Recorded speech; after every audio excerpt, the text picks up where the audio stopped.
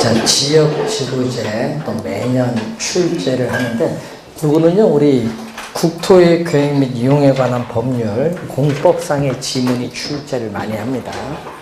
자, 여러분 토지 이용 계획이 있어요. 이 토지 이용 계획은요 이 공적인 구속력 자체가 없습니다. 그래서 이 토지 이용 계획을 우리가 구현하는 수단이 뭐냐? 지역지구제예요. 그래서 이 지역지구제는 구현하는 수단이기 때문에 공적인 구속력을 갖추고 있다라는 겁니다. 그래서 이 지역지구제, 우리나라 국토의 계획 및 이용에 관한 법령사의 용도지역, 용도지구, 용도구역으로 나누는데, 그래서 이 지역지구제를 우리는 토지 이용의 목적, 용도에 따라 법으로 정해놓은 거죠. 근데 왜 하느냐? 그게 실시 목적이 나오죠. 실시 목적을 보면은 토지 이용에 수반되는 바람직스럽지 못한 토지 이용 활동, 바람직스럽지 못한 토지 이용 활동인 이 부의 외부 효과를 제거, 감소시키는 것을 목적으로 합니다. 그럼 시험 문제는요, 이 부를 뭘로? 플러스로 또 출제를 많이 하거든요. 그래서 항상 여기에 마이너스, 부라는 것을 꼭 기억을 좀 해두시고, 그리고 주거용과 공업용 이렇게 용도가 혼재되면 어떻게 돼요? 주거용, 공업용 이렇게 용도가 혼재되었을 경우에는 공업용으로 주택 가치가 하락을 하기 때문에 공업용을 없애겠죠. 이렇게 어울리지 않는 토지용을 규제하기 위해서 이 지역을 전용 주거지역으로 지정을 합니다. 그러면은 사회적으로 자원을 보다 효율적으로 배분할 수 있다는 거예요. 그리고 토지의 개발과 토지의 보존에 조화를 기하기 위해서 용도 지역지구제를 실시하고, 현 세대가 토지를 전부 이용하면요 나머지 세대는 나중 태어나지 않은 미래 세대는 이용 못할 수도 있어요. 그래서 보존해서 넘겨줘야 됩니다. 그래서 현 세대와 미래 세대 간의 토지 활용 면에서의 형평성 차원에서 지역지구제를 실시하는 목적이 있습니다. 아까 우리 앞에서 외부 효과 배우셨는데, 이 외부 효과에 대한 이 해결을 사적인 시장에서 못할 경우에는 이 정부가 해결해야 돼. 그래서 정부에 의해서 채택되는 부동산 규제의 한 방법이 바로 뭐다? 지역지구제다. 그 얘기죠. 자, 지역지구제에 있어서 자, 전국토를 토지의 특성이나 실태에 따라서 용도지역을 4가지로 나눕니다. 어떻게 돼? 도시지역, 관리지역, 농림지역, 자연환경 보전지역인데, 용도지역은 우리는 경제적, 효율적으로 토지를 이용하기 위해서 공공복리적 측면에서 서로 중복되지 아니하게 도시관리계획으로 결정하는 지역이 용도지역이에요. 서로 중복되지 아니하게. 그러니까 용도지역과 용도지역 중복 지정이 안 돼요. 예를 들어서 자연환경보전지역은 도시지역 중에서 하면 틀려요. 중복되면 안 돼요. 그래서 자연환경보전지역은 도시지역이 아닌 지역에서 이렇게 나와야 맞는 질문이 되죠. 그리고 용도지구는 중복 지정 가능하죠. 용도구역도 중복 지정이 가능합니다. 하나의 대지에. 자, 고도지구와 보호지구 중복 지정 가능하고, 그리고 개발 제한 구역 내에 도시 자연공원구역 지정 가능합니다. 그래서 용도 지역만 중복 지정이 불가능하다. 시험 지문에 많이 출제하죠. 자, 그리고 이 지역지구제를 보완하는 제도를 보시면은 성과주의 지역지구제가 있는데, 이 환경 오염물질을 배출시키는 공장에 대해서 그 지역의 수용력을 고려해서 총량 규제를, 우리나라는 총량 규제죠. 총량 규제. 그리고 또 작년, 재작년 2년 연속 개념이 출제된 TDR, 개발권 양도 제도가 나오죠. 그래서 우리는 토지 이용 규제, 자, 이 토지 이용 규제는 사회적으로 바람직스럽지 못한 토지 이용 활동을 바람직한 방향으로 유도하기 위해서 법적 행정 조치를 취해주는 게 토지 이용 규제인데, 이 토지 이용 규제 대표적 수단이 바로 뭐다? 지역 지구제고, 또 지금 이제 거기 나오는 개발권 양도제입니다. 자, 개발권 양도제도가 약어로 TDR, 이미 설명을 공간으로서의 부동산 할 때 설명했는데, 우리나라에서는 개발권 양도에 관한 법률이 없습니다. 그래서 우리나라에서는 현재 법적으로 시행되고 있지 않는 제도, 이 개념을 계속 출제를 했죠. 그래서 개발이 가과 보전 지역인데, 이 보전 지역은 말 그대로 토지 자원을 보존하기 때문에 개발 못해요. 그래서 이 보전 지역에 토지 소유자는 개발을 못한다는 얘기죠. 그래서 개발 제한에 따르는 의도하지 않은 개발 제한에 따르는 의도하지 않은 우발적인 손실을 입게 되고, 이 개발 지역의 토지 소유자는 또 개발에 따르는 우발적인 이익을 얻기 때문에 양지역의 토지 소유자 간의 형평성 문제가 발생해요. 그래서 이 형평성 문제를 뭐 해주기 위한 완화. 자, 형평성의 네모를 씌우면 되겠죠. 형평성의 네모. 형평성 문제를 완화시켜주기 위한 제도로서 이 소유권으로부터 뭐를 분리한다? 토지 소유자의 이 소유권으로부터 개발권을 분리를 해버려요. 그래서 이 개발권은 필요가 없죠. 왜? 개발을 못 하잖아요. 여기서 개발을 못 하니까 개발권은 필요가 없으니까 뭐를 통해서? 시장, 거래를 해야 되니까 이 개발권을 시장을 통해서 개발 가능 지역에 법적 허용 용적률 이상 개발을 원하는 토지 소유자에게 매각을 함으로써 뭐를 얻는 거죠? 이 우발적인 손실에 대한 보상을 보전받는 제도를 TDR이라고 해요. 이 개념을 계속 출제를 하는 거죠. 자, 그리고 여러분이 77페이지 보시면은 또 매년 출제되는 정부가 부동산 시장에 개입을 하는 방법. 정부의 시장 개입에 있어서의 방법이 있어요.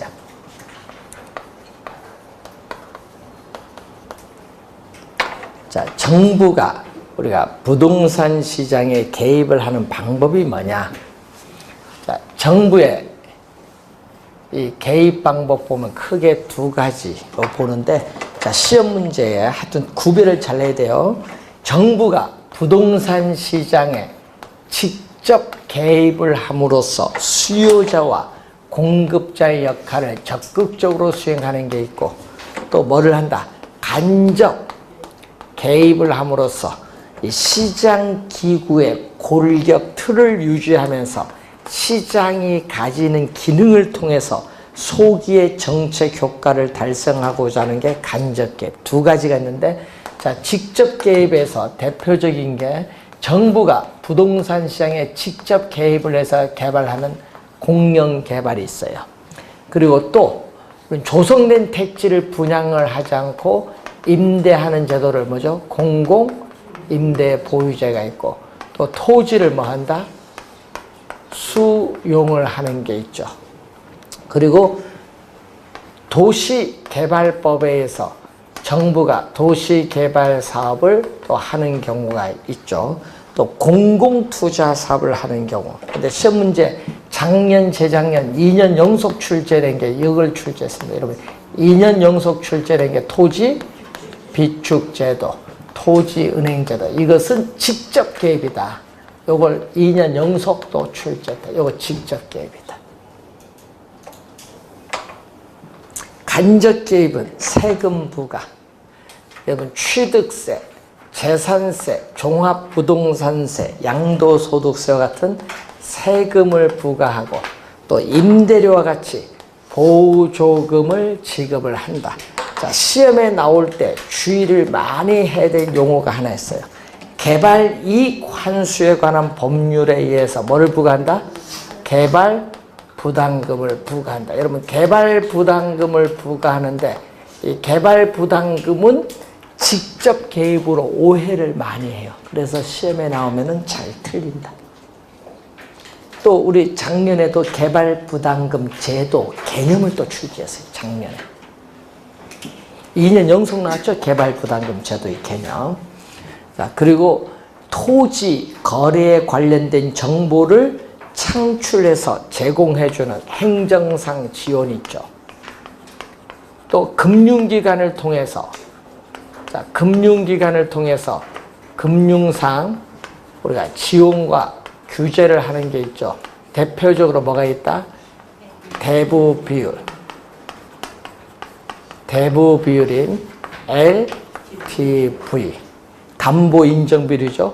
또 소득 대비 부채 비율을 나타내는 총 부채 상환 비율 DTI, 이런 것은 다 금융상, 이걸 높이면은 지원을 해주는 거, 낮추면은 규제를 하죠. 규제를 완화하느냐 강화하느냐, 이걸 보는 겁니다. 자, 우선은 여기서 시험 지문에 많이 뜨니까 좀 주의를 많이 해두셔야 되겠고, 자, 토지 공개념이죠. 토지는 이 부증성의 특성에 따라서 토지는 유한하기 때문에 토지에 한정된 토지를 합리적 효율적으로 이용하기 위해서 대다수의 사람의 공공복리적 차원에서의 토지의 사회성 공공성을 강조하는데, 이 사회성 공공성이 공익성이죠. 토지의 공익성을 강조하는 뭐가 나오죠? 토지 공개념이죠. 이 토지 공개념이 나오는데, 자, 이 공개념에서 토지 소유권은 절대적인 권리가 아니다. 토지 소유권은 절대적 권리가 아니라 이 토지 소유권에 대한 공개념은 제한의 가능성을 인식하려는 이 태도를 말합니다. 제한 가능성. 그래서 토지 소유권을 법률로서 일정 부분 제한할 수 있는 무슨 권리? 상대적 권리다. 그래서 여러분 토지 소유에 관한 정책 수단으로서 뭐가 있어요? 농지법에 의한 농지 소유 상한제, 지방세법에 의한 기업의 비업무용 부동산에 대한 중과세를 하는 건데, 여러분 과거에는 뭐가 있는 줄 아세요? 여러분 공개념이 1999년 1월 1일부터 4가지 법을 통과시켜서 토지 공개념을 위한 법이라고 하는데, 그 중에 2개가 있어요. 여러분 택지 소유 상한에 관한 법률에 의한 택지 소유 상한제는요 1999년 위헌 판결로 폐지됐고, 또 토지 초과이득세법에 의한 토지 초과이득세도 1997년 위헌 판결로 폐지됐어요. 이것은 현재 우리나라에서 시행되고 있지 않다. 이거 벌써 2번 나오는데 작년에 또 냈어요. 현재 우리나라에서 시행하고 있는 정책 출제인데 그 보기 4개 중에 2개가 여기 나왔어요. 요거는 시행되지 않는다. 당연히 분양가 상한제, 공공택지된 분양가 상한제 실시하고 있죠. 네, 그런 거 작년에 출제했잖아요. 투기 과열지구 시행하고 있습니다. 그리고 토지 거래에 관한 정책 수단으로서 농지법에 의한 농지 취득 자격 증명제, 그리고 부동산 등기 특별조치법에 따르는 검인계약서 제도, 자, 부동산 거래 신고 등에 관한 법률에 의한 토지거래 허가제, 부동산 실거래가 신고제라든지 주택법에 의해서 투기 과열지구로 지정함으로써 분양권 전매 제한 조치를 취할 수 있고, 또 소득세법에 의해서 지정지역, 투기지역을 지정함으로써 양도소득세를 실거래가로 부과할 수 있다. 이거 다 거래에 관한 정책수단이고, 이용에 관한 정책수단, 이용이 들어가면은 용도, 지역, 지구, 구역을 말합니다. 그런 거 이제 관련해서 법하고 연결하는, 정책하고 연결하는 문제 또 자주 출제를 하죠. 작년도 쉽게 나왔습니다. 자, 그리고 여러분 교재에 78페이지 보시면은 우리나라의 개발 이익을 환수하는 수단, 방법이 나오는데 두 가지가 있어요. 과세적 방법, 비과세적 방법이 있어요. 자, 과세적 방법으로서 개발 이익을 환수하는데, 개발 이익은 뭐다? 불로소득이에요. 개발 이익은 불로소득이니까 개발 이익을 우리는 환수를 하는데, 그래서 개발 사업의 시행, 토지 이용 계획의 변경, 그 밖에 사회적 경제적 요인에 의해서 정상적인 집가 상승분을 초과하여 개발 사업 시행자 또는 토지 소유자에게 귀속되는 토지 가액의 증가분을 개발 이익인 불로소득이니까 환수를 해야 되는데, 자, 여러분 토지 거래 시에 집가 상승분에 대해서 뭐를 통해서 양도소득세를 부과함으로써 개발 이익을 환수한다든지, 또는 도시 계획세를 부과함으로써, 또 토지의 형질 변경 허가에 따르는 간주 취득세를 부과함으로써 환수하는 방법이 있고, 비과세적 방법으로서 이제 배우시게 될 토지 비축 제도가 있고, 또 저렴하게 토지를 수용해서 조성된 택지를 비싼 가격으로 민간에 매각함으로써 개발 이익을 환수하는 공영개발, 또 환지 방식에 의한 감보율 제도, 수익자 부담금 제도라든지, 또 뭐가 있냐면은 개발 이익 환수에 관한 법률에 의해서 개발 부담금을 부과하는 제도가 있고, 또 재건축 초과이익 환수에 관한 법률에 의해서 재건축 부담금을 부과하는 제도가 있고, 토지 수용 보상 제도, 공공임대 보유제, 조성된 택지를 분양하지 않고 임대함으로써 임대료를 조정을 통해서 개발이익을 효율적으로 환수할 수 있죠. 자, 비과세적 방법도 여러 가지가 있습니다. 자, 그리고 토지은행제도, 비축제도인데, 이건 언제 나왔냐 하면요, 우리 2009년 2월 임시국회에서 법이 하나 나오죠. 공공토지의 비축에 관한 법률을 통해서 우리나라도 2009년 이후부터 토지를 비축하고 있습니다. 그런데 그 비축, 우리가 용도를 보면 어떤 용도? 토지 시장, 토지 시장의 안정을 위한 수요 공급 조절용으로 비축을 한다든지, 공공용지의 원활한 확보를 위해서 공공 개발용으로 우리가 용도에 따라 비축을 하고 있어요. 누가 하죠? 지방자치단체에서 하는 것이 아니라 이 한국토지주택공사가 토지의 비축 업무를 법적으로 부여받아 현재 수행하고 있습니다. 자, 그럼 시험 문제는요, 제일 많이 나온 게 뭐냐? 개념이에요, 개념. 항상 비축, 석유를 비축하든 가스를 비축하든 항상 비축은 현재가 아니라 뭐다? 미래야, 미래. 미래의 용도를 위해서 비축하는 겁니다. 그래서 미래의 용도를 위해서 미개발된 토지를 저렴한 가격으로 대량으로 매입을 해요. 그래서 비축을 하였다가 미래에 적시에 공공시설의 용지를 공급을 해준다든지, 아니면 민간에게 비싼 가격으로 비축된 토지를 매각하거나 또는 임대를 해줌으로써 개발 이익을 환수할 수 있어요. 개념이 제일 많이 냅니다.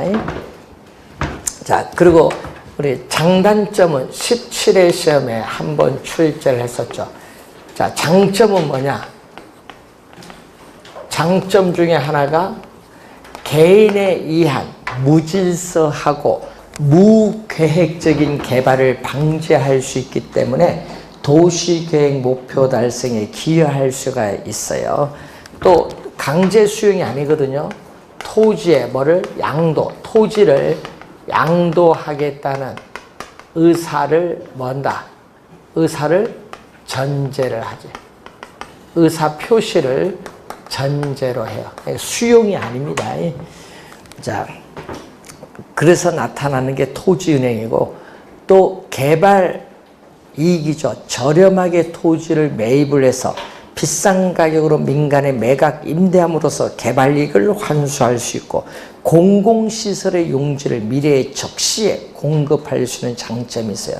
단점은 토지를 대량으로 매입을 하는데 토지 매입 비용이 많이 든다는 단점이 있고, 또 매입 시부터 매각할 때까지는 오랜 기간 동안에 국공유지 상태로 보유하면서 관리를 해야 된다는 어려운 문제가 발생하고, 이 관리를 소홀히 하면 토지 도난, 저소득층의 불법 점유와 같은 토지 도난을 우리가 나타날 수 있다는 문제가 있고, 또 미래의 용도가 불분명할 경우에는 정부 스스로 투기자가 될 수도 있고, 또 토지 투기 방지 대책이 없이 대량으로 토지를 매입을 할 경우에는 지가를 급격하게 앙등시킬 우려가 있다는 문제점들이 있어요.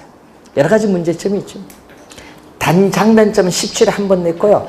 계속 우리 출제는 뭐 갖고? 개념을 가지고 계속 출제를 해요. 개념 잘 알아두시고, 자, 개발 제한구역 그린벨트죠. 자, 지정하는 목적은 바로 도시의 무질서한 확산을 방지하고, 그리고 도시 주변의 자연 환경을 보존하여 도시민의 건전한 생활 환경을 확보하고, 또 우리 국가 안보죠. 보안상에 있어서의 도시에 있어서의 개발을 제한할 필요가 있다고 인정되는 경우 개발 제한 구역을 지정을 하는데, 자, 긍정적 효과가 있죠. 우선은 도시의 요 지문을 1번 지문을 제일 많이 냈죠. 무질서한 팽창을 뭐한다? 억제한다. 이게 제일 많이 나왔고, 두 번째는 어떻게 돼요? 개발 제한 구역 지정하면요, 도시에 있어서의 경작하고 있는 토지, 경작지나 녹지의 훼손, 개발을 못하게 하니까 방지할 수 있는 장점이 있어요. 그리고 대도시와 중소도시 중간 사이에 개발 제한 구역을 지정하면 개발이 안 되니까 도시가 서로 연결되는 현상을 연담화라고 해요. 도시가 서로 연결되는 현상을 뭐라고? 연담화. 이걸 방지할 수 있어요. 그리고 개발 가능 토지가 개발 제한 구역을 지정함으로써 감소되면서 지가가 오르면은 어떻게 돼요? 우리는 건물을 고충하겠죠. 토지 이용을 고밀도로 활용할 수 있으면서 토지 이용의 효율성을 높일 수 있는 장점이 있어요. 긍정적 효과. 단점은 반대로 개발 가능 토지가 줄어들어서 지가가 상승함으로써 주택 가격도 상승하면서 주택이 어떻게 돼요? 구입을 하는데 문제가 있다는 부정적 효과도 있습니다. 자, 개발 제한 구역 그린벨트. 자, 그리고 관련해서 또 가끔 이제 시험에 나온 게 정책 수단에서 이제 공법상의 지문들이 많이 나오는데, 그 중에서 하나가 3번 출제된 게 요거죠. 토지의 개발, 토지의 보존에 경합이 나타난다. 이러면 개발을 할 것이냐, 보존할 것이냐, 경합이 나타나면 이걸 조정을 해야겠죠. 자, 이것을 합리적으로 토지에 뭐 한다? 이 토양이라든지 토지에 있어서의 활용 가능성, 이런 걸 보면서 합리적으로 뭐 한다? 조정하는 것을 토지 적성 평가 제도예요. 요 개념을 또 3번 또 우리가 출제를 했었죠. 그리고 여러분 또 중개사법에 또 지문이 나오죠. 뭐가 나와요? 부동산 거래 신고 등에 관한 법률에 의한 실거래가 신고하죠. 그 내용을 또 우리 가끔 출제하고, 또 토지거래 허가제에 있어서 토지거래 허가구역 지정을 왜 하느냐. 토지의 투기적인 거래가 성행하거나 또는 지가가 급격히 상승할 우려가 있는 지역을 대상으로 토지거래 허가구역을 지정할 수 있습니다. 그래서 우리 여러분 용인의 원산면에 120만 평 SK 반도체 클러스터 들어오죠. 그러면 토지거래 뭐부터? 투기가 발생을 막아야 되니까 토지거래 허가구역을 뭐 해버린다? 지정을 해버린다. 그런 거, 이런 공법상의 이런 지문들이 탁탁 튀어나와요. 개론에. 그래서 2차 공부하신 분이 좀 유리해요. 이렇게 보통 세뇌 문제 나오잖아요. 공법상 지문들이 개론에. 자, 그런 것을 한번 확인을 한번 해보시면 되겠고, 자, 그 다음에 또 세법 지문도 가끔 나와요. 뭐가 나와요? 종합부동산세, 재산세 비교하는 게 가끔 또 개론에 출제를 해요. 그 취득, 보유, 처분에 관련된 조세 개념들이 가끔 나옵니다. 그래서 학개론이 옛날에 많이 어려웠어요. 그런 것까지 다 공부를 해야 되네. 자, 그 다음에 여러분이 이제 임대주택 정책도 매년 출제를 하는 부분. 여러분 세 가지 있죠? 임대료 규제, 임대료 보조, 공공주택인데 특히 이 세 가지 중에서 정답은 임대료 규제에서 정답 지문을 많이 묻는다는 걸 염두에 두시고, 그리고 작년에는 임대주택 정책에서 2문제를 출제를 했어요. 작년 시험에. 우리 작년에 뭐 이수가 많은 게 뭐죠? 임대업이죠. 다주택자. 그것 때문에 작년에 위탁관리형 주택 임대업에 대한 업무를 출제했어요. 작년 시험에. 하여튼 이슈가 되니까 한번 출제해 본 겁니다.